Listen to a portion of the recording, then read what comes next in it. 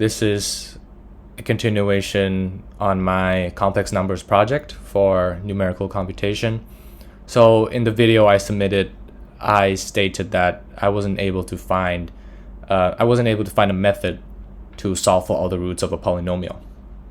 I stated that we can just use Newton to find a single root, then do some searching and hopefully find the rest. But that of course is not guaranteed. So through some research, I was able to implement the Durand-Kerner method, which now can solve for every single root of a polynomial, under the limitation that that polynomial has to be of real coefficients. So what the Durand-Kerner method essentially does is it basically does the Newton iteration on every root under the assumption that every other root is already known. So if we know every other root, we can factor that polynomial uniquely. So that is guaranteed by the fundamental theorem of algebra. And we kind of do this iteration side by side on every other root, and it will converge on every root. So to help me implement this, I've written some classes. I have the polynomial class, which is you can see the usage up there. It basically outputs an arbitrary polynomial. We can choose the degree and the coefficients, and we have the class real polynomial. So this is going to be the one where Durand-Kerner will work. So here is the function itself. It takes in a polynomial p, a real polynomial, and an initial guess z0. And z0 has the condition that it must neither be a real number nor a root of unity. So the reason that z0 cannot be a real number is because our initial guess is z0 raised to ascending powers, depending on the degree of the polynomial.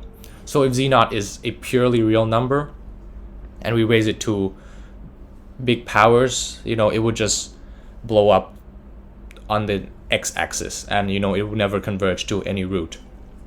And the reason that z0 cannot be a root of unity is because a root of unity has this special property that it lies on the unit circle, and any application of raising it to a power will not knock it off that circle. So in other words, it will stay on that circle and it will not converge to any root. So my accuracy here is 10 to the negative 5. So let's test this function on some polynomials. So let's do it first on the polynomial p of degree 2. So reading out the coefficients, we would have z squared plus 2z plus 1. So you may be able to factor that already, into z plus 1 all squared. And you can see here we have solved for the roots, or rather a single root with multiplicity 2. Now let's take another example, q, a real polynomial of degree 4 and coefficients as shown.